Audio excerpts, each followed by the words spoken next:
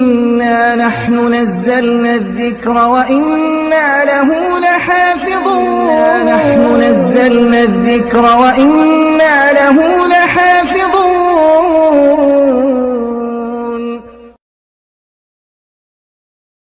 السلام عليكم ورحمة الله وبركاته. بسم الله والحمد لله والصلاة والسلام على رسول الله. كنت عملت فيديو قبل كده اسمه متى يجوز هجر الأرحام. الفيديو ده يعتبر أكبر وأعلى فيديو عندي على القناة. لحد النهاردة لسه بيجيلي تعليقات على نفس الفيديو، وناس كتير بتقول لي حرام عليكي انت كده بتقطعي الأرحام. طبعا ربنا وحده اللي يعلم باللي في القلوب، وأنا مش في نيتي أبدا قطع الأرحام، ولكن أنا بعرض الأمور ببساطة، ودي حقيقتنا وده واقعنا اللي احنا عايشينه للأسف. ربنا سبحانه وتعالى قال في كتابه الكريم: لا يكلف الله نفسا إلا وسعها. فلما يبقى حد قريب جدا منك ولكنه بيؤذيك أذى نفسي وأذى مادي وأذى معنوي، وبيجيب لك المرض، وبيتسبب دايما في كل أذى وكل شر وكل سوء لك، مين اللي قالك ان انت المطلوب منك والمفروض عليك انك تصله مهما يعمل؟ مين اللي قالك انك تروح لبني آدم يطردك ويهينك وترجع تروح له تاني لمجرد انه من ذوي الأرحام؟ مين اللي قال الكلام ده يا جماعة؟ الهجوم شديد جدا عليا في الموضوع ده، والكل عمال يتكلم ان انا كده بقطع الارحام، وان انا اديت للناس سبب في قطيعة ارحامهم. اتمنى منكم بس انكم تدخلوا على التعليقات وتقرأوا الناس بتقول ايه عن اولي ارحامها، وبتقول إيه انها شايفة ايه من اهلها، وبتقول ان الارحام فعلا ممزقة ومقطعة قد ايه. الفكرة كلها ان احنا بنفهم الامور صح. لا يكلف الله نفسا الا وسعها.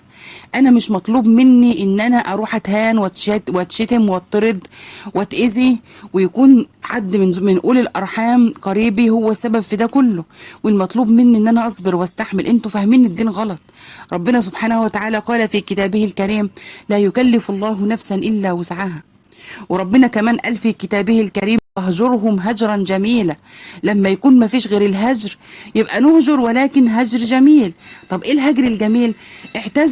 اعتزل ما يؤذيك ولكن بدون خصام. واذا كان هناك هجر يكون هجر جميل. اعتذر بلا خصام، ابعد بلا بغضاء، ابتعد بلا شحناء، ولا تكونوا كالمنافق اذا خاصم فجر. لو الانسان قدر على العفو يا جماعة يعفو، من عفا وأصلح فأجره على الله. طب لو ما قدرتش، لا يكلف الله نفسا إلا وسعها. وهقول لكم كذا قصة حصلت بعد كده مع النبي صلى الله عليه وسلم ومع سيدنا عمر بن الخطاب. فالنبي كان بشر زيه زينا، وكان في بعض الأمور ما بيقدرش يستحملها. يا جماعة المودة التي لا صدق فيها لا معنى لها، والعلاقات المرهقة البعد عنها أفضل.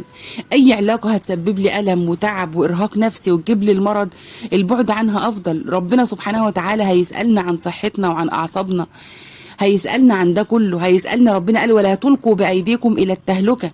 الإمام الشافعي قال: إذا المرء لا يلقاك إلا تكلفا فدعه ولا تكثر عليه التأسفا، ففي الناس أبدال وفي الترك راحة وفي القلب صبر للحبيب ولو جفا، فما كل من تهواه يهواك قلبه ولا كل من صافيته لك قد صفا، سلام على الدنيا إذا لم يكن بها صديق صدوق صادق الوعد منصفا. سيدنا رسول الله صلى الله عليه وسلم لما قتل عمه حمزة ده كان أقرب الناس شبها برسول الله صلى الله عليه وسلم، وكان يعني جند من جنود الله وسيف من سيوف الله، وكان حبيب النبي صلى الله عليه وسلم وأقرب أعمامه إلى قلبه. في الحرب قتل حمزة، ومين اللي قتله؟ واحد اسمه وحشي. كان الراجل ده اسمه وحشي بن حرب، وطبعا نقول رضي الله عنه وأرضاه.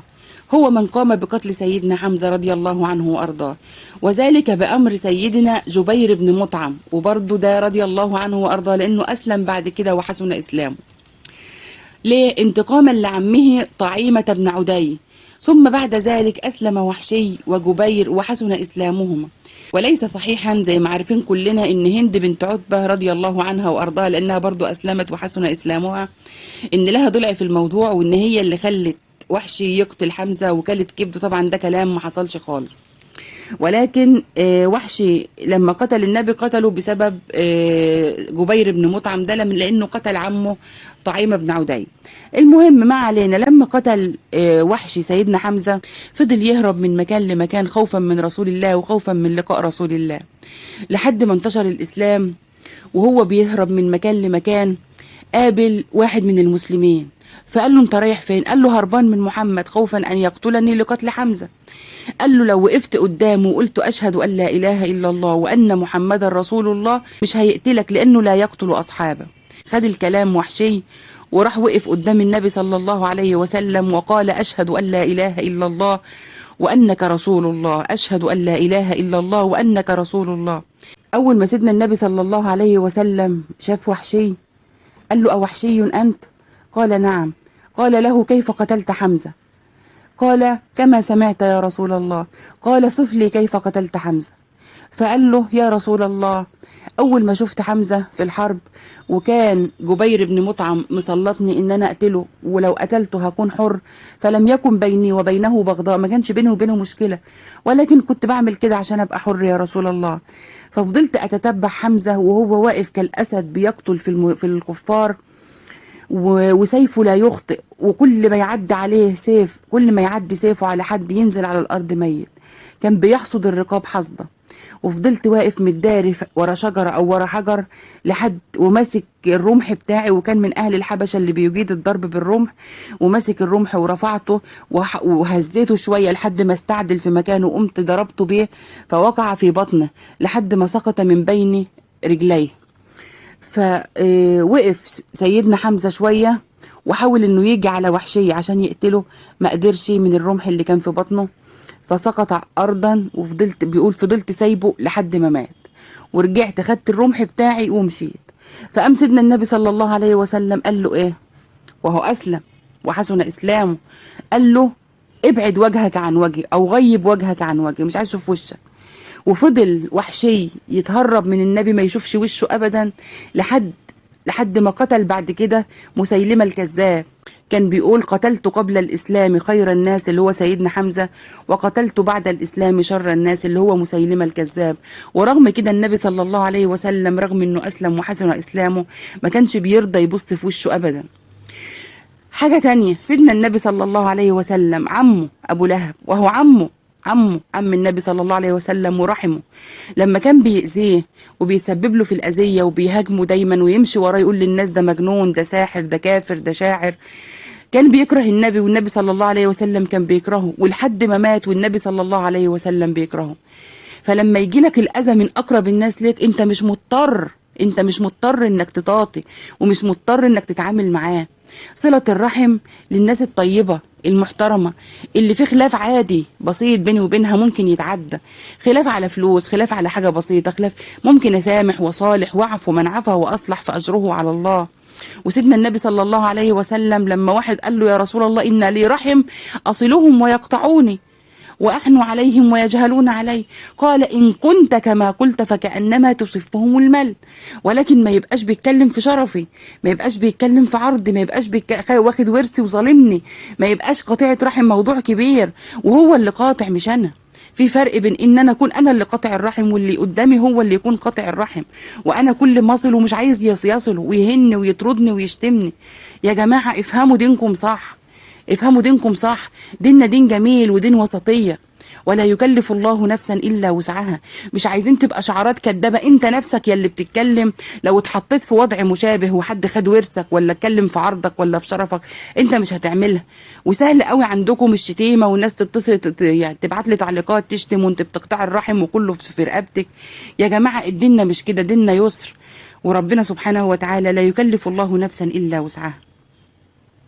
وبرضه في واقعة حصلت مع النبي صلى الله عليه وسلم، راجل قتل الحجاج وهم رايحين يحجوا، والنبي صلى الله عليه وسلم عرف انه قطع عليهم الطريق وقتلهم. فبعد شوية النبي صلى الله عليه وسلم أهدر دمه وقال للمسلمين كلهم أي حد يقابل فلان يقتله.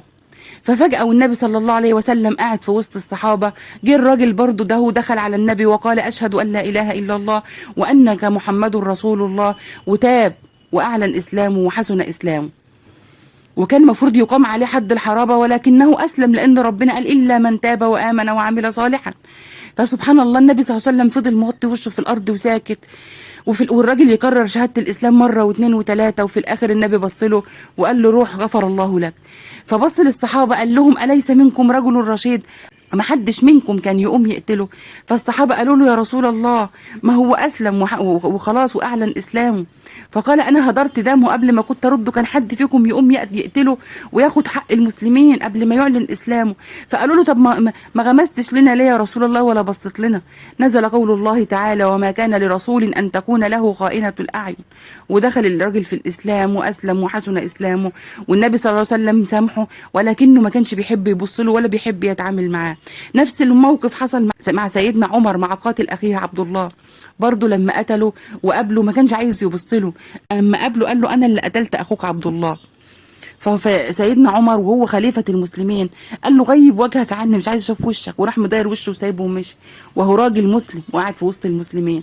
فمش معنى ان اللي قدامي قريبي ولا ان معنى اللي قدامي من اولي الارحام ان انا استحمله وهو بيهني ولا بيشتمني ولا بيطردني ولا بيظلمني ولا بياخد حقي ولا بيتكلم في عرضي. لا يكلف الله نفسا الا وسعها، احنا بشر ولنا رب كريم وحنين، وعند الله تجتمع الخصوم. يا جماعة افهموا دينكم صح، لا يكلف الله نفسا الا وسعها. ربنا يغفر لي ويغفر لكم الخطأ والزلات، ولكن احنا بشر وربنا رحمته وسعت كل شيء. فالعلاقات المرهقة المتعبة اللي فيها إرهاق وتعب البعد عنها أفضل، وربنا سبحانه وتعالى غفور رحيم. ولكن أوصيكم وأوصي نفسي بالهجر الجميل، لو ما فيش قدامنا غير الهجر اهجر هجرا جميلا، اعتزل بلا خصام، ابعد بلا بغضاء، ابتعد بلا شحناء، ولا تكن كالمنافق إذا خاصم فجر. يعني اللي خاصمني أبعد عنه من غير ما أغلط فيه ولا سبه ولا أتكلم عنه ولا أقعد أغتابه كل شوية وشيل نفسي ذنوب. لو قدرنا على العفو، وبأكد من عفا وأصلح فأجره على الله، ولو ما قدرتوش لا يكلف الله نفسا إلا وسعها. سبحانك اللهم وبحمدك، نشهد أن لا إله إلا أنت، نستغفرك ونتوب إليك. وصل اللهم وسلم وبارك على سيدنا محمد وعلى آله وصحبه وسلم تسليما كثيرا.